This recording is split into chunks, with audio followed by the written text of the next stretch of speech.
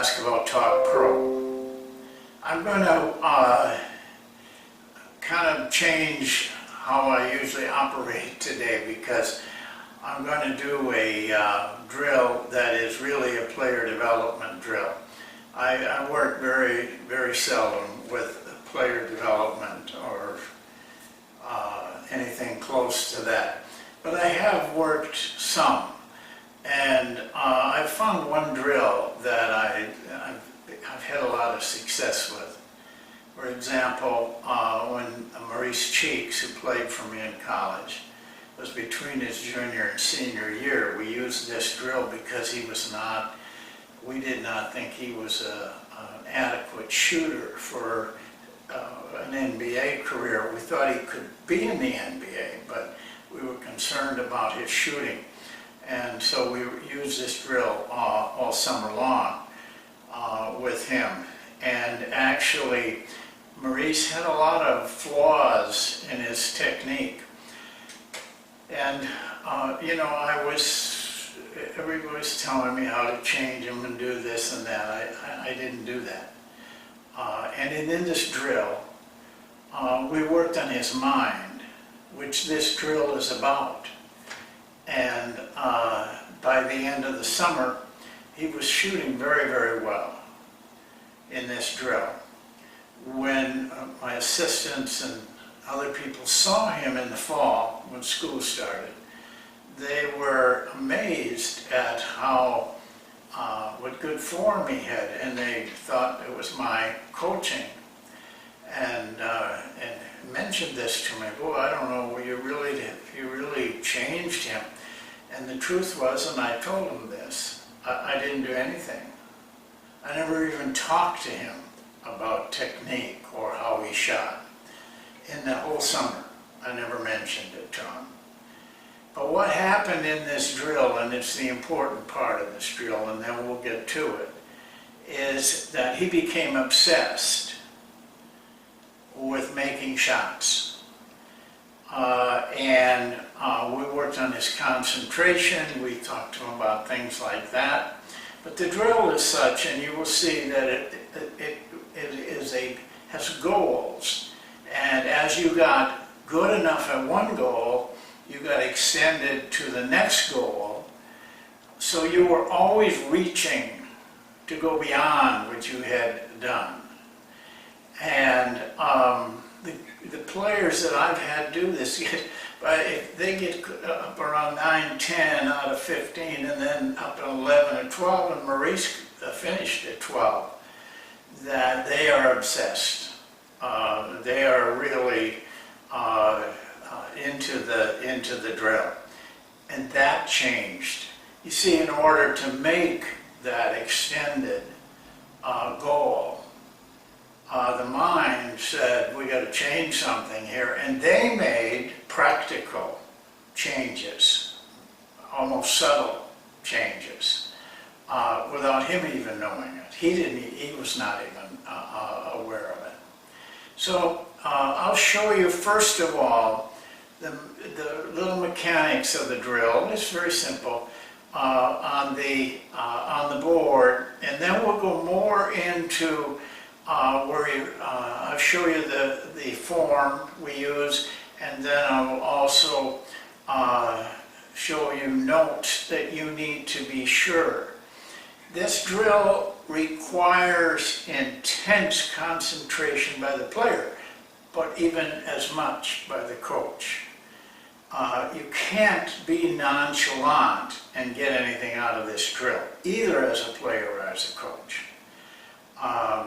Take very good notes and stay with it. It's proven to work. I've had Ilgauskas on it, I've had all kinds of players on it, and done very well with it. We even used it in the school in China and had remarkable success with it. So don't think you have to change it because the drill is okay. It's up to you to change, if anything. Okay, I'll just take you to the board quickly. This is a little drawing of the drill. Basically, you can do it with 2 people, but it's better with 3 or even 4. You have a shooter, a rebounder. This is you, the coach, should be sitting right there with the chart that we will show you. If you can, have an extra person, because sometimes the ball goes so far away. We have 3 balls there, so we can quickly get it in and we don't stop the shooter. It's very hard to get any consistency if you don't do one shot right after the other. That's why it's good to have this person. But if you have 3 balls and you don't have this person and the ball goes bouncing back over here, rather than run and get it, he just picks up one of those balls and keeps them moving. Now the shooter's movement is in a perimeter. He's moving quickly, catches, shoots. Quickly, catches, shoots. Quickly, catches, and shoots. Then they come back around. How far out? It depends on the shooter. We start them in a range that I know they don't have to force or extend themselves. We can move them back as they are more comfortable with the drill, and they are more comfortable with the distance by moving them back. You could actually, and with Osgauskas, we actually had him going around the 3-point shot because he was so good, and here it had such strength on his shot. We didn't do this as part of the drill, but we had a special drill for him to go around the 3-point shot. He could shoot 7'3", he could shoot 3-pointers. So that basically is all there is to the drill. Shooter, rebounder, coach, helper if you have it, 3 balls so that if it goes astray, you can you don't have to chase it. Keep the shooter moving. Now remember, and you'll see this in the next segments of this this time, that they take 15 shots around here, and then they take 10 free throws. Then they start over again until they've done 7 rounds, 150 jump shots, and 70 free throws. You may think that's not so many, but if you're concentrating on every shot, it's better than 500 shots where you're just throwing the ball up there. These are concentrated, focused shots, every one of them. That's part of the drill. So I'll take you now to the chart. Well, this is the form that I use, and you can probably take a picture of it or make one yourself. On the bottom, I have a formula in there that adds everything up here for you. But of course, you have to have a computer to do that, so chances are you're just going to have a piece of paper. You'll have to come to this yourself. Normally, I put a date on each day that we do it. I also put their goal. Now, you can do what I do normally is do 2 sessions without giving them any goal, and then but do the chart. And you will come up with, say, they should set a goal of 7 jump shots or 8 jump shots, for example, maybe 6 free throws, depending on what they do the first 2 days. Don't worry about that. It's better to be low than high because it's easier to move a shooter up to the next goal than to move them down. That's difficult. So always keep it where they can easily reach, not easily reach, but reach the goal of the next that you set. So if we put for example, an 8 in here. Then on the first round, there's 7 rounds. Now on the first round, but only the first round of the day, we allow the player to we don't start to count until he makes one.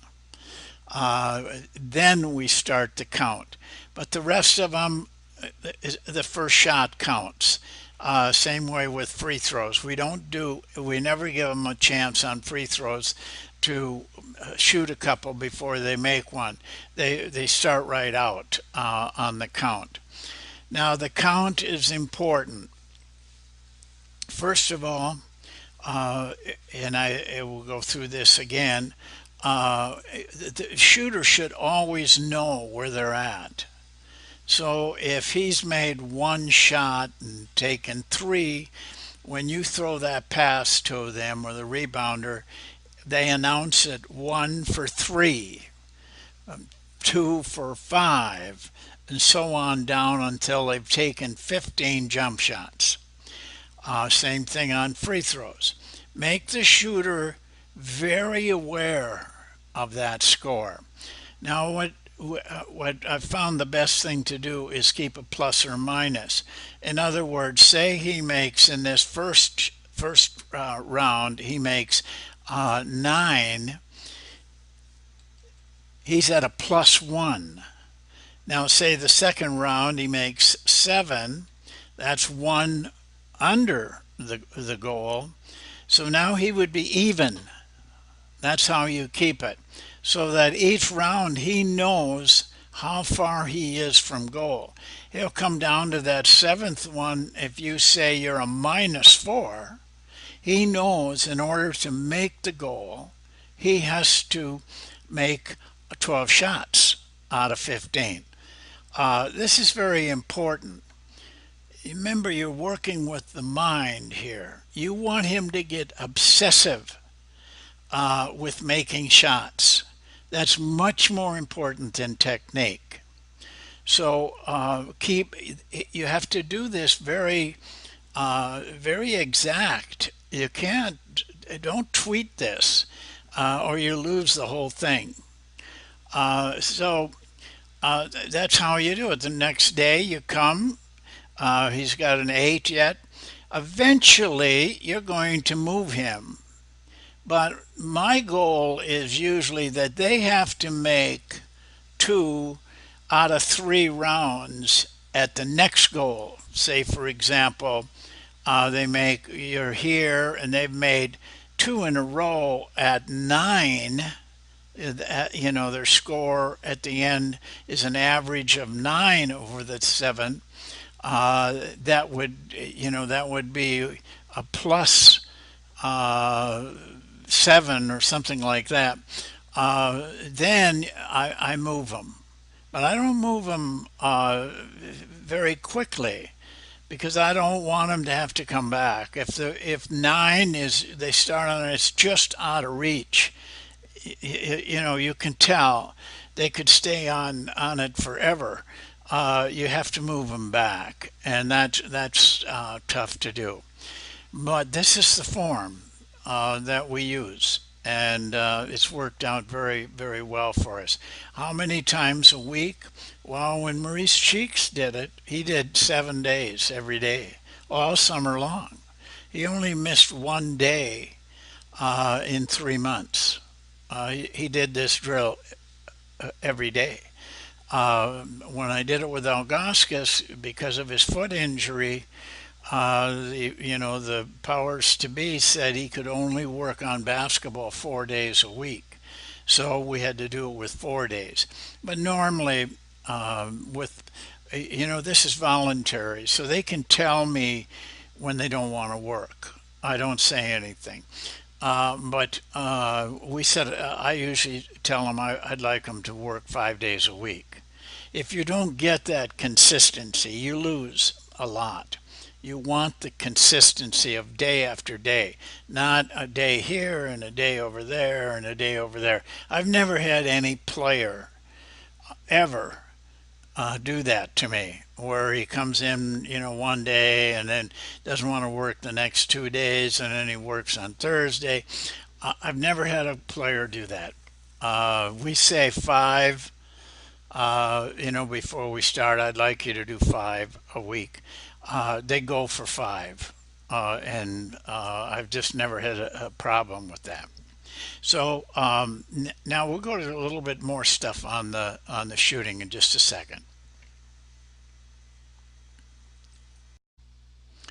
As I said in the other showing, the drill is voluntary, and we explained that before. On the first round of the day, the count starts on the first make, only on the first round, and only for the shooter. Free throws start right out. That's the only time we allow them to shoot until they make one. Rebounder always tells the shooter the number of makes and attempts. For example, 3 out of 4, 6 out of 11. That every time he passes to that shooter, he reminds the shooter of that. And I can't urge you to do this enough. We're making that shooter very conscious of every shot. Shooter moves quickly around the perimeter. Now, don't make them rush, but make it a quick movement. And they usually go around one direction, come back another direction, and so on until they get the 15 shots in. The shooter can turn down shots, and we encourage this. If the shot is not right when they catch it, off balance, they don't feel right, something's in their eye, whatever, they return the pass to the shooter, to the rebounder, and keep moving until he gets them passed back. On free throws, rebounder stays out of the lane. They always want to sit right underneath the basket. That isn't how a guy shoots in a game. Get on the lane line just like it would be a game. Give the shooter a real opportunity to do this right. Do not stop the shooter during the round. That includes 15 the free throws until after the free throws in that round. Don't disturb them. Their thought has to be focused intensely on the shot. So don't stop and say, hey, remember this, remember.